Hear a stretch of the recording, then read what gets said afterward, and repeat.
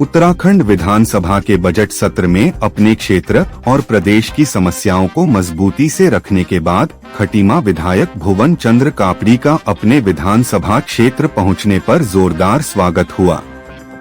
सत्र के दौरान उन्होंने किसानों, युवाओं और आम जनता से जुड़े गंभीर विषयों पर सरकार को घेरा और उनके हक की आवाज बुलंद की।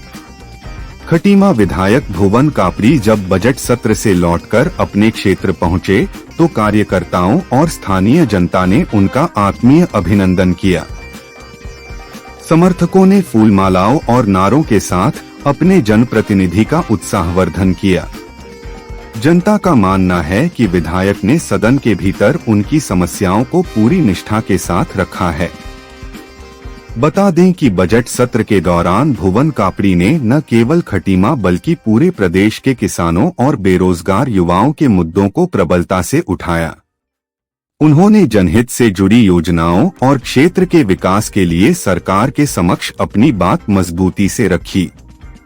जनता का यह स्नेह और विश्वास ही मुझे जनहित के लिए संघर्ष करने की ताकत देता है। मैंने सदन में किसानों, युवाओं और आम जनता की आवाज उठाने का प्रयास किया है।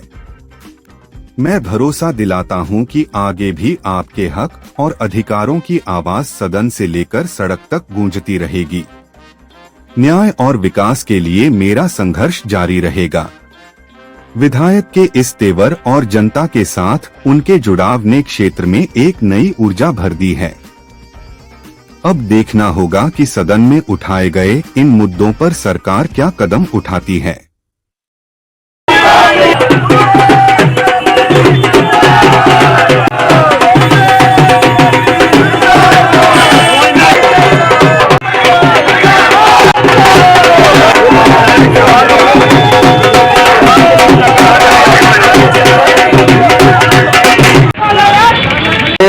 क्षेत्र है, वन क्षेत्र है, जिनमें लोग वर्षों से बैठे हुए हैं और भूमिधरी अधिकार के लिए मांग रहे हैं। जब तो हमने बग्गा चवन को राजस्व गांव की मांग करी है। इसके अलावा नगुलिया, बनगवा, मेला घाट, बनमोहलिया, सिसैया, बकुलिया और पचौरिया, नई बस्ती घोड़ाबाग, नई बस्ती श्रीपुर बिछुआ, गिदौर, जो गांव भी जहां लोग वर्षों से बैठे हैं और जमीन उनके नाम पर रही है, सरकार से हमने मांग करी कि उसे उन्हें भूमिधरी अधिकार दें। इसके अलावा जो प्रदेश के युवा रोजगार कर रहे हैं, चाहे वो आउटसोर्स से हैं, चाहे वो उपनल से हैं, चाहे वो अतिथि शिक्षक हैं, चाहे वो मनरेगा कर्मचारी हैं, चाहे वो ऊर्जा के कर्मचारी हैं, जो वर्षों से नौकरी कर रहे हैं लेकिन उनकी नौकरी सुरक्षित नहीं है, किस दिन वो निकाल दिए जाएंगे इस बात की कोई गारंटी नहीं है। उस पर जो है कि हमने सरकार से कहा कि ठोस जो है रोजगार सुरक्षा नीति बननी चाहिए, जिससे कि जिस व्यक्ति का रोजगार लग गया है उसे सुरक्षित कर लिया जाए।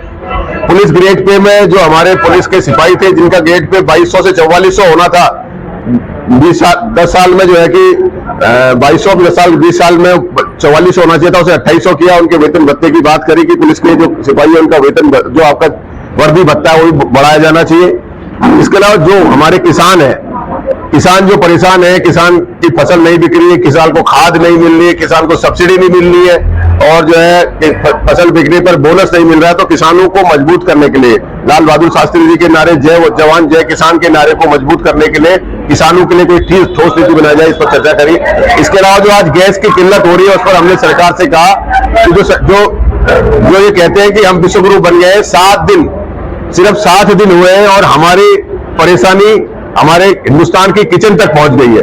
तो आप समझिए कि अगर युद्ध और बढ़ा तो क्या कितनी स्थिति हमारे देश में खराब होने वाली है। इसलिए हमने सरकार से मांग करी है कि गैस के लिए लोगों को परेशान न होना पड़े, गैस की कालाबाजारी न हो, गैस प्रॉपर सबको मिलती रहे। आज लोग सड़कों पर उतरे हैं, 4 बजे सुबह चले जा रहे हैं और जो है कि दिन भर उन्हें खड़ा कर रहे हैं एजेंसी में, बाद में कह दे रहे हैं गैस नहीं है। तो एक बड़ी विकराल समस्या जो बन गई है, सरकार को इसमें गंभीरता से कदम उठाकर सबको जो है कि इसमें गंभीरता से कदम उठाकर सरकार को गैस मुहैया करनी चाहिए। इसको 310 में इसकी भी चर्चा करी। इसके अलावा जो राज्य के मूलभूत आज बिजली में लगातार बढ़ोतरी हो रही है, जो है स्मार्ट मीटर में जो है कि बिल बढ़कर आ रहा है, बिजली के बिलों में कहीं पे ब्याज में तक राहत की नहीं है, इन सब चीजों पर भी चर्चा करी। देखिए, मैंने सरकार से कहा कि धान आप अनुमति अगर दे रहे हैं तो जो लैंड है जहां जल भराव होता है वो सब लोगों को दे। उसमें पक्षपात ना हो। अगर एक जगह पे आज जैसे भक्चुरी फार्म में एक स्पेसिफिक व्यक्ति को आप दे रहे हैं, ऐसा नहीं होना चाहिए। भक्चुरी फार्म में जब पानी भरता है तो सारे लोगों को वहां अनुमति होनी चाहिए। ऐसे ही जहां भी जिन क्षेत्रों में पानी भरता है और धान के अलावा और कोई फसल नहीं हो पाती तो उन जगहों पर अनुमति देनी चाहिए। ये बात हमने सरकार के सामने रखी है। खटीमा क्षेत्र के अंदर जो 125 एकड़ जमीन जोती गई थी, उस पर मैंने विधानसभा सत्र में जो है प्रश्न किया था और उस पर बोला था भ्रष्टाचार पर। माननीय संसदीय कार्य मंत्री जी ने उसमें 145 के आदेश विधानसभा के सत्र के दौरान किए हैं। 145 होगी वो जमीन सरकार के कब्जे में जाएगी और उसके बाद माननीय न्यायालय जो फैसला करेगा उस पर आगे सरकार कार्रवाई करेगी। इसके अलावा